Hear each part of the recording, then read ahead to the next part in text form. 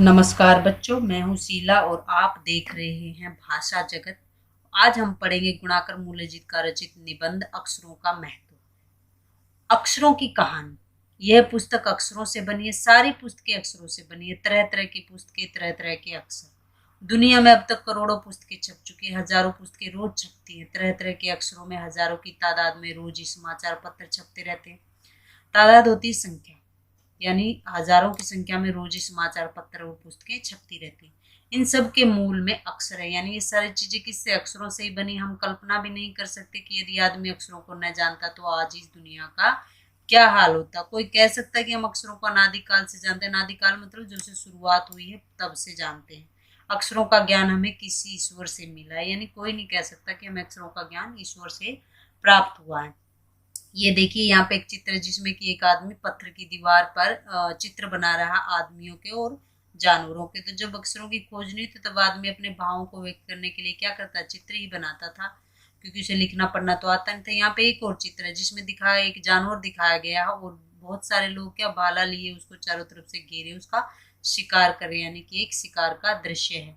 पुराने जमाने के लोग सचमुच सोचते थे कि अक्षरों की खोज ईश्वर ने की है, पर ऐसा नहीं है। ईश्वर की खोज नहीं है ये इंसानों ने ही की है अक्षरों की खोज। अब तो हम ये भी जानते हैं कि किन अक्षरों की खोज किस देश में और किस समय पर हुई है।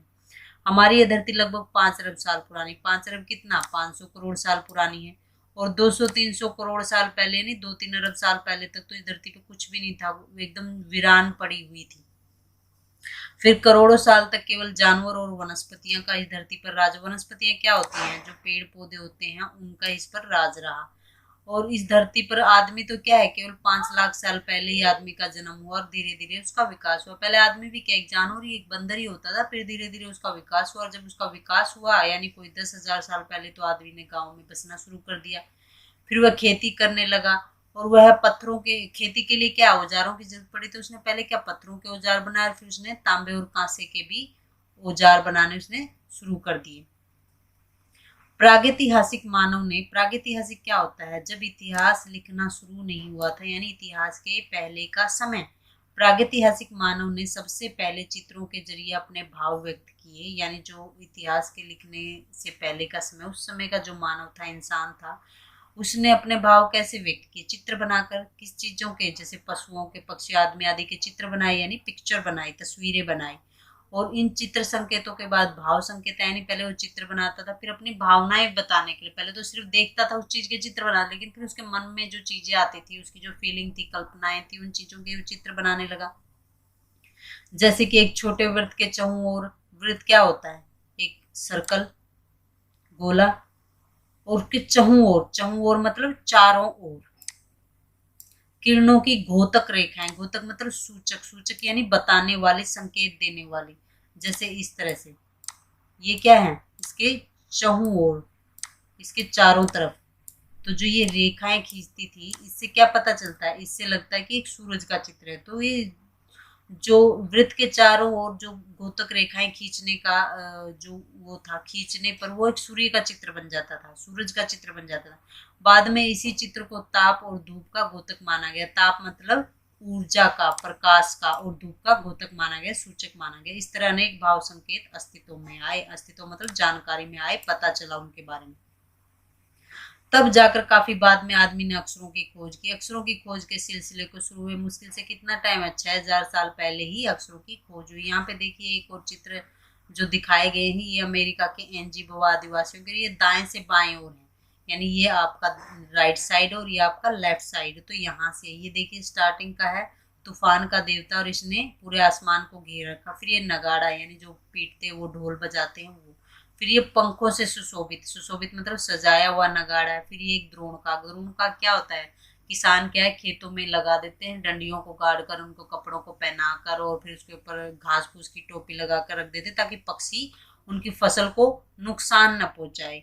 और ये फिर एक कौवा है, और ये दवा खाने में खड़ा हुआ एक आदमी है।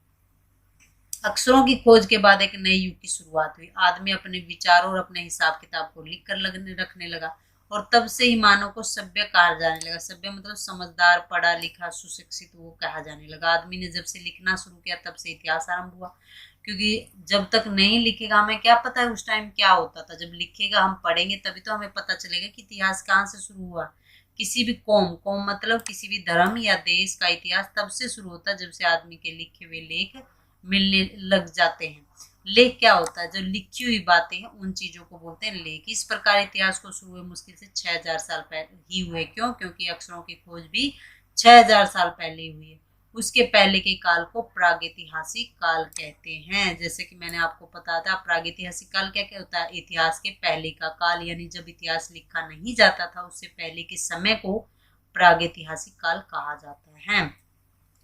अतः हम देखते हैं कि यदि आदमी अक्षरों की खोज नहीं करता तो हम इतिहास को नहीं जान पाते। हम ये नहीं जान पाते कि पिछले कुछ हजार सालों में आदमी किस प्रकार रहता था, क्या सोचता था, क्या खाता था, कौन कौन राजा हुए इत्यादि। अक्षरों की खोज मनुष्य की सबसे बड़ी खोज है। अक्षरों की खोज करने के बाद ही मनुष्य है। मनुष्य कौन? इंसान, मानव अपने विचारों को लिख कर रखने लगा। इस प्रकार एक पीढ़ी के ज्ञान का इस्तेमाल दूसरी पीढ़ी करने लगी। पीढ़ी क्या होती है? जैसे आज तुम्हारे मम्मी पापा हैं, वो एक पीढ़ी है, और तुम जो आ जाओगे वो अगली पीढ़ी होगी। तो उसके ज्ञान का इस्तेमाल दूसरी पीढ़ी करने लगी। अक्षरों की खोज करने के बाद पिछले 6000 सालों में मानव जाति का तेजी से विकास हुआ। क्यों हुआ? क्योंकि पिछली जो बातें थी उनसे आगे वाली पीढ़ियों ने कई बातें सीखी हैं और फिर वो और विकास करते गए, तरक्की करते गए। यह महत्व है अक्षरों का और उससे बनी हुई लिपियों का। लिपियां क्या होती है? किसी भी भाषा को लिखने का ढंग, तरीका। या जैसे हमारी लिपि कौन सी है? देवनागरी। अतः हम सबको अक्षरों की कहानी मालूम होनी चाहिए। आज जिन अक्षरों को हम पढ़ते या लिखते हैं वे कब बनाए गए, कहाँ बने और किसने बनाए, ये जानना हमारे लिए जरूरी है। हमें अक्षरों का की कहानी के बारे में, उनके विकास के बारे में पूरा ज्ञान होना जरूरी है। क्यों? क्योंकि हम अक्षरों को पढ़ते हैं, लिखते हैं और नए नए ज्ञान की खोज करते हैं। तो मेरी तरफ से आज इतना ही। उम्मीद करती हूँ आपको समझ में आया होगा। इसके लिए धन्यवाद।